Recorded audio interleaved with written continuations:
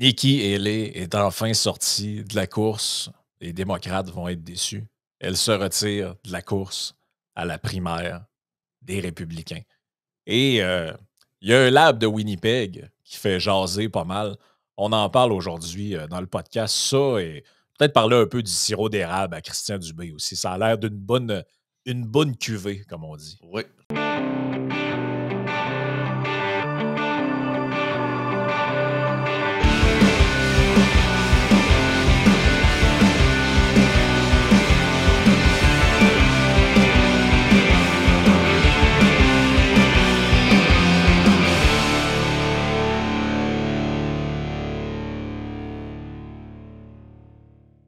Écoute, finalement, tes prédictions se sont avérées vraies. On aurait dû faire Mmh. un Nostradamus Joey avec ça.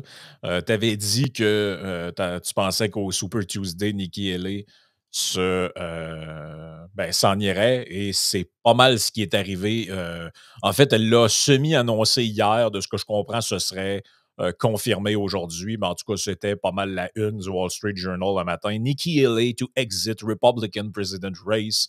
Former South Carolina governor expect to encourage Trump to earn the support of those who back her. Donc, un peu un move à la. Genre de move de demi-couillon, là. Genre, je me retire, je te supporte pas, mais je vais inviter. Je vais te suggérer d'essayer de courtiser les gens qui votent pour moi. En tout cas, bref. Qu'elle fasse la baboune, je suis zéro surpris personnellement, là. Ouais. Mais Tu sais, en même temps, je dis ça, puis je retire ce que j'ai dit. J'aime mieux qu'elle fasse ça, qu'elle fasse comme ce que fait Bernie Sanders, passer toute la campagne à dire qu'Hillary, c'est une grosse conne, puis à la fin, aller s'asseoir à côté d'elle, à côté de Warren Buffett, puis finalement nous dire finalement, je vous avais dit que j'étais anti-establishment, mais Hillary, c'est mon ami, votez pour elle. puis il avait fait la même affaire avec Biden aussi, hein, puis même il le fait encore. C'est pour ça que de plusieurs intervenants que j'écoute au niveau des podcasts américains, que plusieurs, comme justement AOC, puis Bernie Sanders, plusieurs voient ça un peu comme des genres de puppets qui te font semblant d'avoir quasiment du monde qui travaille pour toi dans ce gouvernement-là, mais finalement, c'est juste pour te pousser à voter Biden ou à Ouais. voter démocrate, mais finalement, son establishment d'à côté. Là. Il y a une époque où il ne l'était pas, mais oublie ça. Là. Ah non, mais Nikki, je suis content, c'est quand même, parce que je voyais pas comment elle aurait pu continuer. Parce que c'est même plus une question de discréditer ou de plus avoir de plus avoir de face. C'est que si elle aurait tenu le bâton jusqu'au bout, même si. Puis elle n'aurait pas gagné quand même à la fin de tout ça, je pense qu'elle aurait été brûlée, mais plus que brûlée, là, calcinée là, au niveau de la politique américaine. Fait que je Ouais, pense qu'elle non, c'était ça. elle serait devenue une véritable infréquentable. Elle l'est déjà à certains égards. Là, ça aurait été quasiment. Tu peux plus te trouver une job en politique nulle part. Là. Personne ne veut te trouver. En tout cas, pas avec les républicains, du moins. Là. Non, c'est ça. Fait que, bon, ben, évidemment, du côté démocrate, sans surprise, ben, c'est Biden qui a remporté toutes les investitures, mais vous comprenez que quand tu es président, je veux dire, le parti, il s'arrange pour pas que les gens votent contre toi. Ah, c'est ça. Il s'est passé la même affaire pour Trump.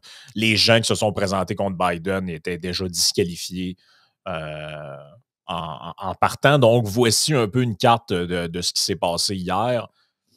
Ça, c'est tous les États qui étaient en jeu hier. Donc, évidemment, le Maine, le Minnesota, le Colorado, où jusqu'à hier, il n'y avait pas de Trump sur le ballot. Il faut quand même s'en rappeler jusqu'à hier matin. Là. Et bon, ben, sans surprise, c'est des victoires écrasantes en Alaska. Euh, en Alabama, en Arkansas, même en Californie, Trump plus 61, c'est quand même assez immense, Ah, c'est pareil, énorme. il faut le dire. Là. Colorado plus 30, plus 47 au Maine, Massachusetts plus 23. Et il a même failli faire un score parfait en rapportant en surprise le Vermont, qui a toute fin pratique là, Très démocrate, là. c'est ça, c'est l'État, c'est l'État de Bernie Sanders. Là. Ouais. C'est quasiment un bout du Québec, là, le Vermont. Il faut le dire. Là. C'est quasiment ça. Là. Et ça a pris jusqu'à 60%, 65% du vote dévoilé pour que Haley finisse par remporter quelque chose. Et c'est l'État du Vermont, mais quand même, on ne peut pas dire qu'elle a C'était très serré. Là, ça Ah s'est ouais. fini avec 3000 votes d'écart, 49,9 contre 45,9, essentiellement du vote concentré dans des villes. Donc, c'était quand même intéressant de suivre ça hier. Là. On voyait, on pouvait suivre par État. Ceux qui s'intéressaient, tu peux aller voir la Californie, à quoi ça ressemble en Californie. Tu vois Moi, un j'étais peu. surpris, autant que finalement, ils en ont eu besoin, mais j'étais surpris que moi, je checkais celui du New York Times, le graphique, puis je suis surpris qu'il ait juste mis une couleur pour Nikki Haley. Moi, j'aurais été vraiment trolatique, j'aurais juste mis la couleur pour Donald Trump. Puis là, tu te dis, voyons, c'est sûr, on n'a pas besoin d'en monter une deuxième. Puis là, tu vois le Vermont arriver, ah, fuck. Là, il faut que je fasse une couleur pour Nikki Haley. Ouais, ouais, ouais, On c'est ça, il sait faut que je pas fasse une qu'elle a couleur. gagné. Donc, là, en ce moment, si on parle du récapitulatif de la course qui est, disons-le, Over. ben, elle est terminée, là, c'est-à-dire que ça prend She's dead, 1215. Jim. C'est C'est ça. comme là. Mais ça prend 1215 délégués pour être déclaré nominé républicain. Trump en a 995 avec la soirée Ah, c'est sûr, d'hier. Donc, les jeux sont faits. Voici la carte des États-Unis, à quoi elle ressemble en ce moment. Donc, ça, c'est tous les. En rouge, on voit tous les États qui ont choisi Trump. On voit le Vermont ici et il y a une petite crotte en jaune minuscule qu'on ne peut pas voir à droite de l'écran qui est DC. Euh, Queen of Swamp. c'est ça, un peu comme, parce qu'à droite, on voit ici là, VI puis DC, donc DC, Ouais. puis l'autre, c'est Virgin Island. Mm. Donc, c'est ça. C'est où on en est ce matin. C'était. Écoute, il y a des gens dans les médias qui étaient un peu en mental breakdown hier. Là. Je ne sais pas à quoi ils s'attendaient, honnêtement. Là. On avait vu pas mal ce qu'on avait à voir. Là. Je pense que je ne peux pas vous le mettre parce que c'est du Fox News, puis eux autres ils J'avais mis titillent une un clip peu sur les. de CNN sur le fil Twitter. En fait, c'est un peu comme un certain animateur d'une radio de Québec avait dit dans un Twitter hier, là, tu sais, ah, le GOP, le Parti républicain, n'existe plus. Là. Il dit tout le peu de gens qui ont essayé de ramener le Parti républicain où il était avant, ils avaient en Trump. Il dit c'est rendu un parti à l'image de Trump. Il dit il n'y a plus de retour en arrière, puis ça n'a pas de bon sens. Puis tu dis, Ah ouais, c'est ça. C'est un peu du n'importe quoi. Là. ah ouais. Et là, on dit. Bon, bref. Le Parti républicain n'existe plus. On disait ça à CNN. Et Ouais. là, on disait. Là, ils ont quand même été. Sont comme fourrés un peu dans le narratif parce que le narratif consiste à dire que finalement, Trump, c'est un genre de raciste d'extrême droite. Finalement, ils ont montré des chiffres disant qu'il y a maintenant plus de Latinos aux États-Unis qui voteraient pour Trump que pour Biden. Ils ont aussi été obligés d'admettre qu'il y a de plus en plus de Noirs républicains Ah, comment ça? aux États-Unis. Donc, c'est un peu l'effondrement du discours dominant qui se passe sous nos yeux. Il y avait d'ailleurs un genre de, comme je vous dis, je ne peux pas tous vous mettre ces extraits-là parce que quand c'est du CNN ou du Fox News, des fois, on a des problèmes de droit Copyright. d'auteur. Mais hier, il y avait dans un rallye au Texas, il y a un reporter de Fox News qui est allé dedans. Puis il rentre dans le restaurant, puis il est comme ah, OK, il y a plein de gens avec des pancartes. Est-ce que vous êtes là pour. Faites du bruit, ceux qui sont là pour Donald Trump. Là, t'entends full de bruit. Puis après, il dit faites du bruit, ceux qui sont là pour Nikki Haley. Puis t'entends une mouche voler. Puis il fait OK. Puis il continue son affaire, un peu comme il avait de l'air semi-déçu. Là. Bref, c'est un peu pathétique, honnêtement, faut se le Ah. dire. Là. C'est un peu pathétique ce qui s'est passé. Mais c'est ça. Voilà pour l'update de politique américaine. Peut-être un dernier truc avant de passer au sujet du lab que je sais que beaucoup de gens voulaient entendre. On a un sondage Nanos qui a été fait le 1er mars, en fait, dont on a les résultats depuis hier. Qui montre encore Ben, en fait, c'est que le landslide conservateur se confirme de plus en plus. Tu sais, j'ai écouté le très bon podcast que tu as fait avec José Soucy, Oui. que je salue s'il nous écoute. C'était très bon, là. Et tu sais, vous avez soulevé à un moment donné là, la fameuse question que tout le monde soulève, c'est est-ce que c'est dans le fond la difficulté, mettons, pour un gars comme Poilievre, ça va être quoi? Ça va être de maintenir ces appuis-là dans le temps. Je suis allé me promener sur le site de Polling Canada. Je pense qu'on est rendu au 50e sondage d'affilée qui dit que Poilievre est en avance sur Trudeau. Mhm. Là, ça va commencer à être dur d'inverser cette tendance-là. Et là, ce matin, en fait, hier soir, les chiffres qu'on avait, ce sont ces chiffres-là. Donc, on serait rendu à 43 pour les conservateurs. C'est presque 10 points de plus de pourcentage que ce Hey. qu'ils ont eu à la dernière élection. Les libéraux en recul de 10 à 23, le NPD 21, le Bloc sera en baisse de 2 les Verts, un peu dans la marge d'erreur, PPC aussi. Donc, c'est là qu'on est, là, les amis, en ce moment. Là. Mais je suis surpris, sérieusement, à part pour passer leur point idéologique puis passer leurs policies, mais on voit très bien que le NPD est à très près de dépasser les libéraux en deuxième position. Ça me surprend beaucoup qu'ils ont décidé de renouveler leur alliance, peut-être uniquement pour qu'ils se disent on va faire passer nos histoires de dentistes puis d'assurance dentaire, après ça, on va y lâcher, ça montre que ça va passer. Là. Tu sais, leur faire un genre de couteau dans le dos, peut-être. Peut-être que c'est ça, honnêtement. Là. En fait, eux autres, Jack Mitt Trudeau, lui, il grappille tout ce qu'il peut grappiller. Lui, c'est pas compliqué. Son but, c'est de détruire les finances canadiennes avec toutes sortes de crises de programmes un peu bizarres. Puis de rester en place, Puis, parce que là, on sait, en tout cas, des messages qu'on entendait, c'est qu'au sein des NPD, disons que Jack Mitt, c'est combien d'élections qu'il fait? 2, 3? Il y en a plusieurs qui commencent à se dire, finalement, c'est peut-être pas le bon gars. Là. Fait que je pense que la seule manière de lui de sauver sa face et de rester chef du NPD, ce serait justement de gagner l'opposition officielle sous un gouvernement de Pierre Poilievre. Ouais. Mais le problème, c'est que vous en parliez hier, toi, José, là, mais la raison pour laquelle le Parti libéral a gouverné si on regarde les années, là, il y a eu plus de règne libéral en termes d'années que de règne conservateur dans l'histoire du Canada, c'est que la carte électorale, de la manière dont est designé, le système électoral, de la manière dont il est fait, avantage des partis urbains comme celui du Parti libéral. Au Québec, c'est la même chose. Hein. C'est la raison pour laquelle le Parti libéral du Québec, même avec 5 d'appui chez les Franco, peut se ramasser avec 25, 30, 35 députés parce que son vote est essentiellement concentré sur l'île de Montréal. Dans le cas des libéraux fédéraux, c'est pas compliqué, leurs votes sont à 3 places. Victoria, Toronto et Montréal. C'est là qu'ils vont avoir 90 de leurs députés, dans 3 villes canadienne. Ben, autant qu'on se dit c'est logique, c'est là qu'il y a le plus grand bassin de population, mais d'un autre bord, c'est comme. Justement, c'est même pas une question parce que chiffrement parlant, au niveau du nombre de citoyens, c'est logique. Mais le problème, c'est que c'est la perspective qui est vraiment débalancée. Là. Quand tu as uniquement une perspective, justement, suburbaine et métropolitaine, en termes de politique publique, soyez pas surpris que vous voyez, c'est rien que du wokisme à côté, puis du multiculturalisme, puis des politiques de santé gratuites, puis des affaires comme ça.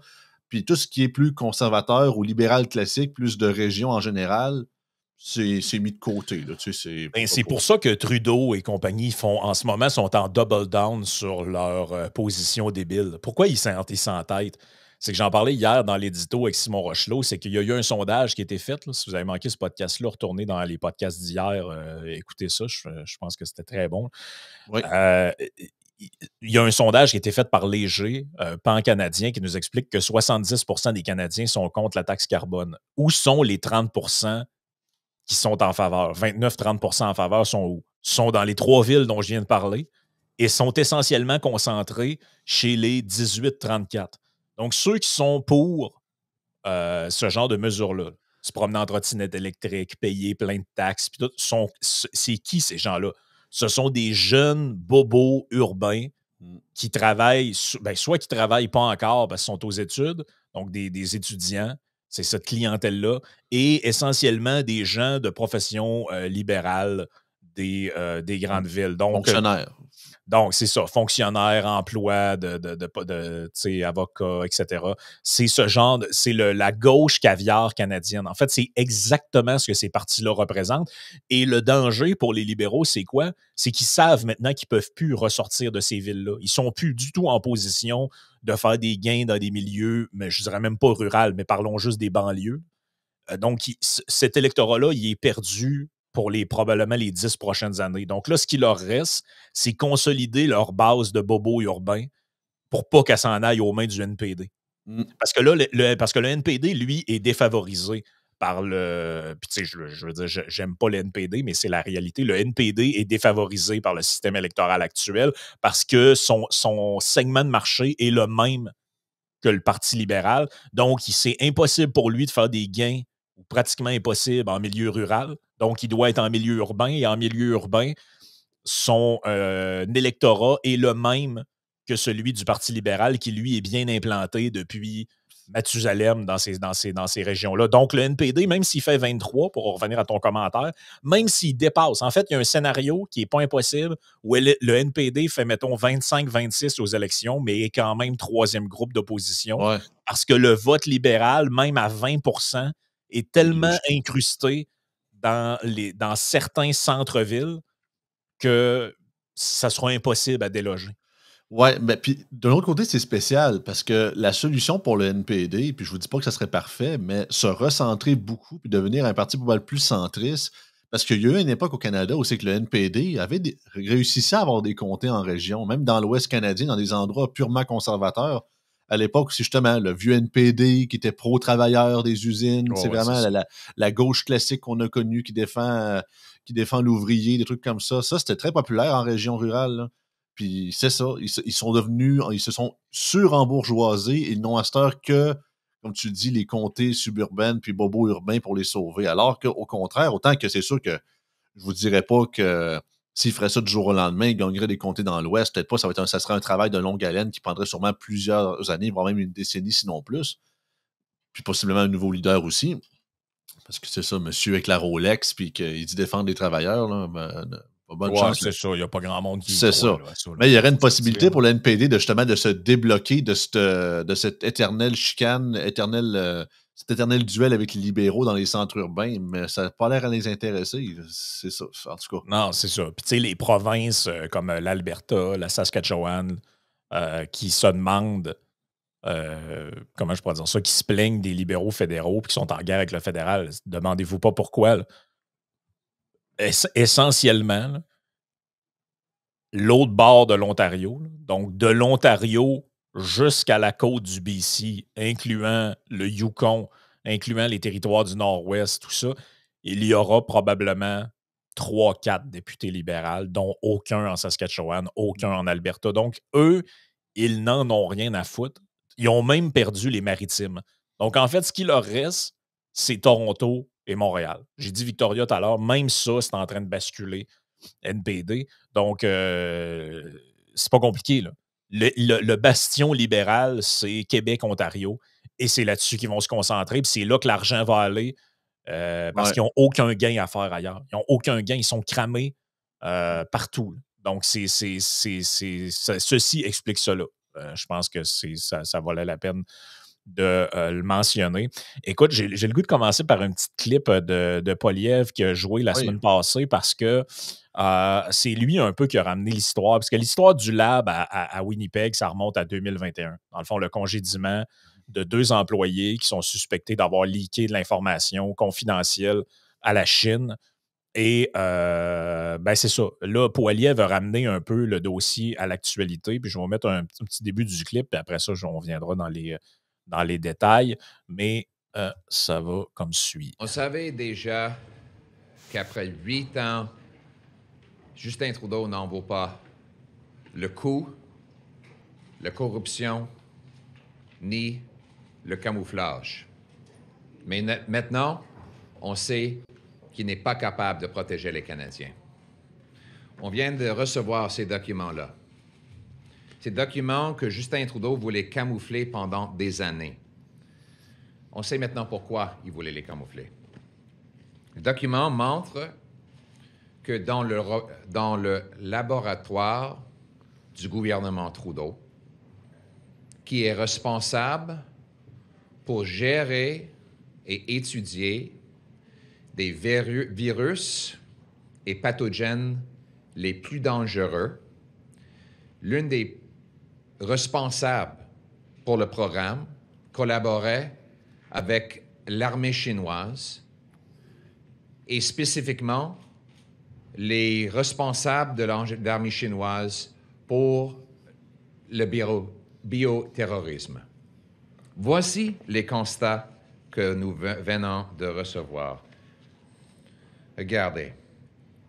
Le scientifique du laboratoire de Winnipeg, Dr. Chu, qui dirigeait l'unité des pathogènes spéciaux, selon les documents à page 242, représente un danger très grave et crédible pour le gouvernement du Canada dans son ensemble, et en particulier dans les installations considérées comme hautement sécurisées, en raison du potentiel de vol de matières dangereuses qui attirent des terroristes et les entités étrangères qui font de l'espionnage pour s'infiltrer et nuire à la sécurité économique du Canada. C'est big, là. Je m'excuse, là. C'est une grosse histoire, là. Puis là, tu sais, la clip dure 6 minutes et demie, donc évidemment, je vous ferai pas jouer ça durant 6 minutes, là, vous comprenez, là.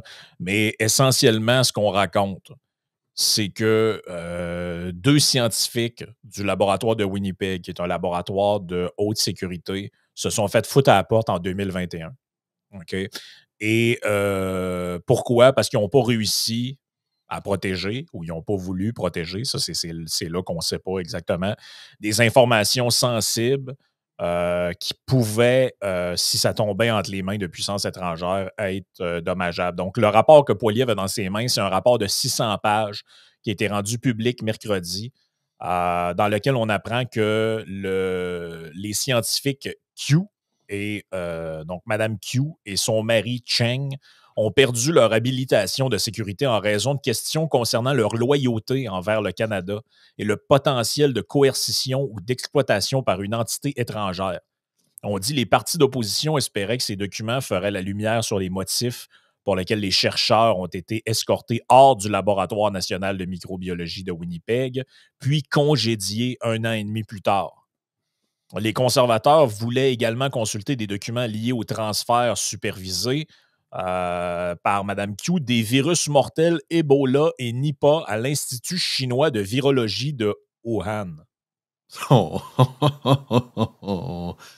Il y a des conspis qui vont capoter. Là, ça commence à puer la marde, il faut le dire. Là. Mais déjà qu'il y avait déjà eu certains précédents dans d'autres domaines. Je ne sais pas si tu te rappelles, Frank, il y avait une nouvelle il y a à peu près 1 an et demi, 2 ans, peut-être même plus, qu'il y avait l'armée canadienne faisait de l'entraînement en terrain nordique avec des soldats chinois. Le partenariat avec la Chine pour, au début, le Canada a boudé les vaccins occidentaux. Il voulait qu'on se fasse shooter avec du Sinovac, puis c'était quoi, je ne sais plus c'était quoi l'autre. Le vaccin chinois, là. Oui, c'est ça, mais il y en avait 2, là, Sinovac, puis l'autre, je ne sais plus c'était quoi, là, Communisovac. Là. Something wrong. C'est ça.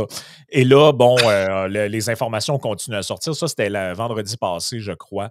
Et là, ça continue parce que le député conservateur Michael Chung, qui sera potentiellement le prochain ministre des Affaires étrangères si les conservateurs sont élus, a demandé à ce qu'on fasse enquête, qu'il y ait un comité là-dessus, évidemment, pour qu'on aille plus loin et qu'on aille au bout de cette affaire-là. Et là, on nous dit « Liberals and NDP shut down committee probing fired government scientists leaking secrets to China ». Donc, ils ont... Il y avait un comité qui a été demandé et Jackmet Trudeau et son frère Justin ont décidé que ça n'en valait pas la peine. Ils ont dit, et je cite les libéraux et le NPD, « Il ne s'agit pas d'une situation urgente. » Ils ont donc mis fin au comité éthique. Non, en fait, ce qui était urgent, c'était de mettre fin au comité, pas de ce qu'ils faisaient dans le comité, de ce que je comprends. Donc, le comité avait été mis sur pied pour, justement, c'est ça, cette affaire-là des 2 scientifiques renvoyés par le Laboratoire national de microbiologie de Winnipeg. Et là, on nous dit, le porte-parole conservateur en matière d'affaires étrangères, Michael Chung, a présenté lundi une motion visant à lancer une enquête sur le flux d'informations et de renseignements au sein du gouvernement fédéral afin de déterminer pourquoi des violations de la sécurité et des opérations secrètes de Q et son mari Cheng n'ont pas été détectées plus tôt. Ces intrusions dans un laboratoire de Winnipeg s'inscrivent dans le cadre d'une tendance plus large de ce gouvernement à négliger la sécurité nationale du Canada. Et là, On dit là-dedans qu'ils ont demandé au président de la Chambre, donc pas tant de choses, Anthony. J'oublie son nom de famille. Je vais dire Fauci, mais c'est pas ça pas tout. Non, c'est pas le même, ça. Non, c'est ça. Donc, de réinstaurer ce comité-là. Et là, on nous dit que, bon, ça fait 3 ans, on a accès aux documents, mais il faut absolument faire la lumière là-dessus. Donc, c'est ça, on n'a pas de la lumière n'est pas faite pour l'instant Hey, sur c'est cette pas affaire-là. urgent. Non, c'est pas Envoyer urgent. pour du déminage non genré en Ukraine, ça c'est urgent en calvaire. Mais ça, là. Oh, oui, c'est ça. Et là, il y a d'autres affaires là-dessus, c'est pas terminé.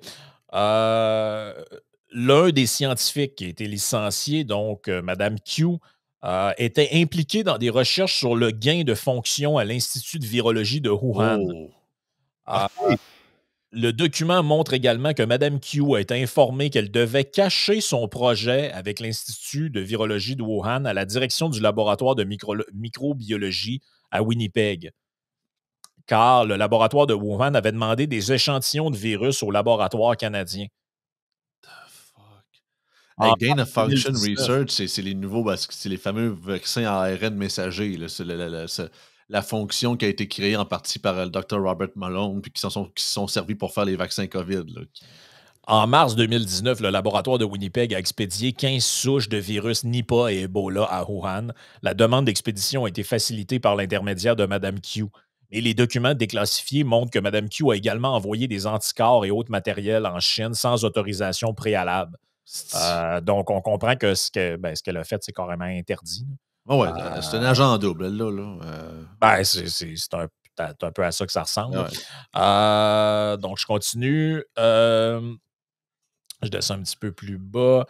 Publié le 30 juin 2020, on indique que Mme Q ainsi que certains employés de l'Institut de virologie de Wuhan ont été approuvés par un comité d'évaluation chinois au printemps 2019 pour mener l'Académie des sciences, l'Académie chinoise des sciences, un projet de développement haut de gamme. Donc, bref, la fille, elle travaillait carrément pour la Chine. Ah ouais. Donc, on parle des recherches sur Ebola là-dedans, d'envois non divulgués de matériel, bref, d'échantillons, tout ça. Et là, si je ne m'abuse, les 2 scientifiques en question sont missing in action. Donc, il y a un enjeu là, relié à ça. Là. Et tu sais, moi, à un moment donné, là, le règne libéral Kumbaya, là, je me demande, est-ce que là, la question qu'on se pose, c'est est-ce qu'on a affaire à des crétins ou est-ce qu'on a affaire à des gens qui sont volontairement, qui sont livrés volontairement à des gestes là, qui peuvent tomber sur le coup de la loi? Là. Parce que, tu sais, à un moment donné, là, pesez la situation inverse, OK? Imaginez que vous êtes en Chine, OK?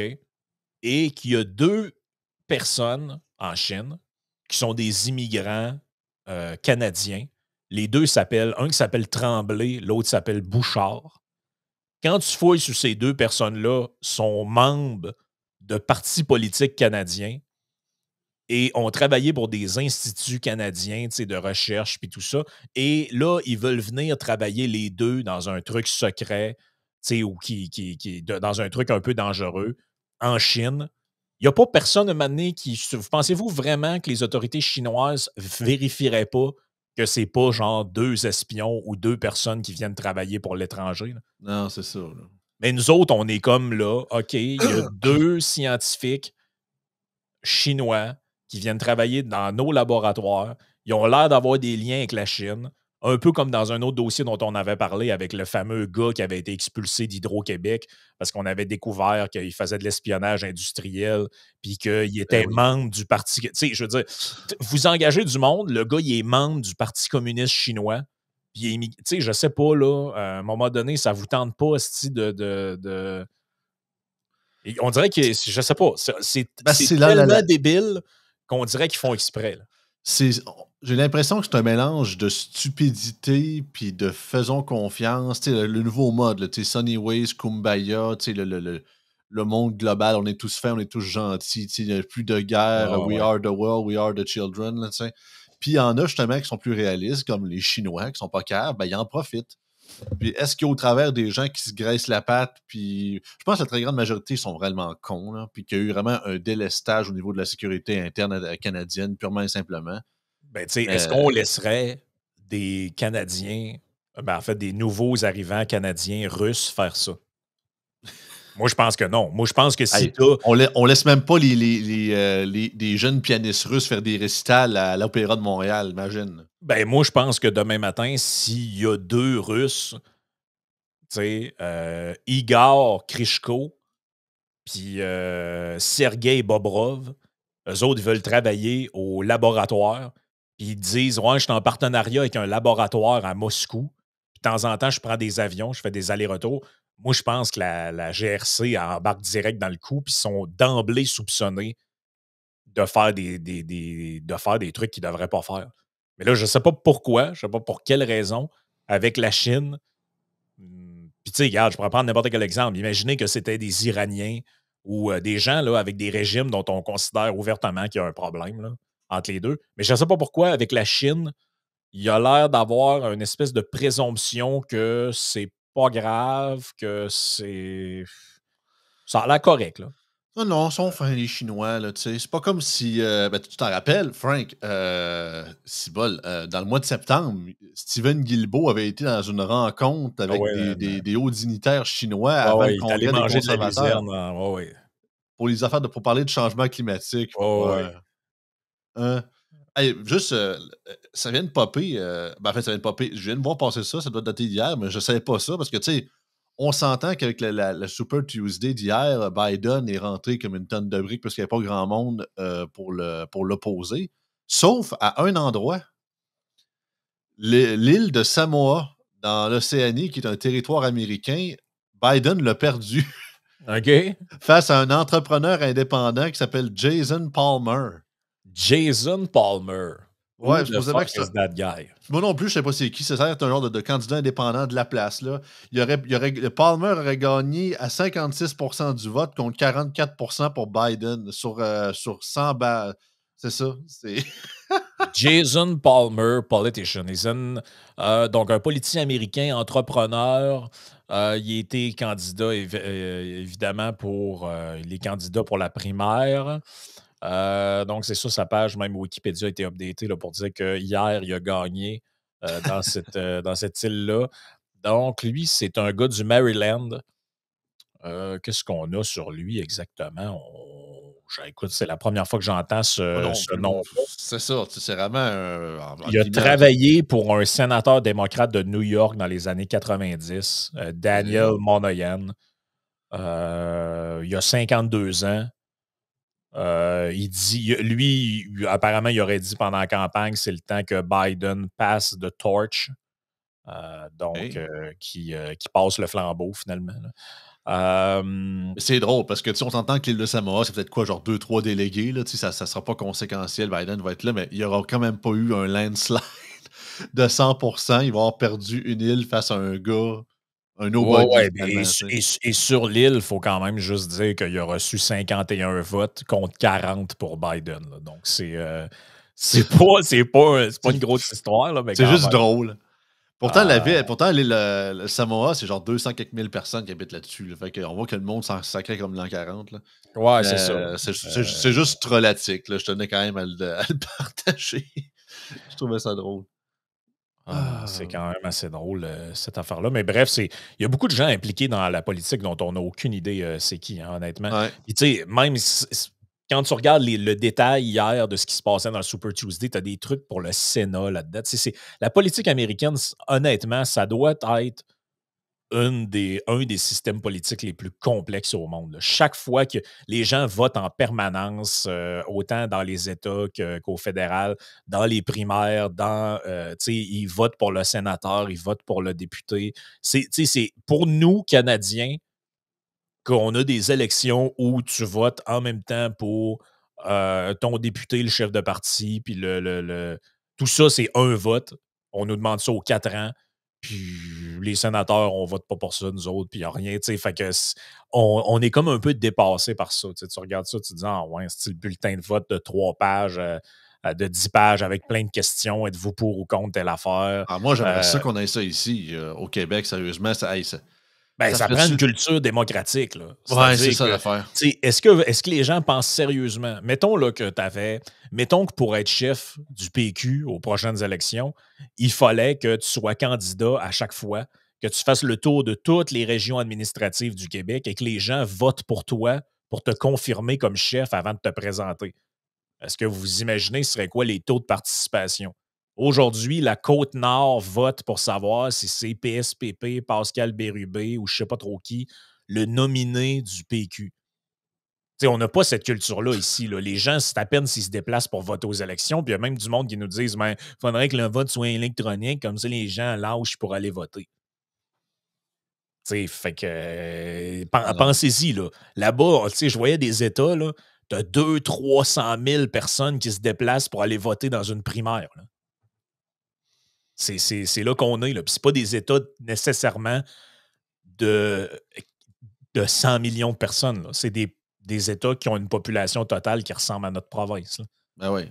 Et puis des fois, c'est même plus petit que ça, pas mal. Là. Fait que, c'est une culture démocratique qu'on n'a pas, peut-être, malheureusement. Fait que c'est ça. Quand on en saura plus pour l'histoire du lab, on vous reviendra là-dessus. Pour l'instant, de ce que je comprends, il y a de l'obstruction au Parlement. Pour la partie Patreon, on a des audios, je pense, quand même assez croustillants qui vont sûrement me mettre en crise. Oui. Après ça, on a du Labaume. On a aussi, il y a eu une livraison dans la base militaire, dans une base militaire en Ontario de tampons pour les hommes. Donc, ça, c'est des gros dossiers quand même. On a aussi, c'est ça. Bref, et finalement, on va commencer avec ça dans le Patreon. Le sirop d'érable à Christian Dubé. Des bonnes cuvées. Ça montre le respect qu'il y a pour les Québécois.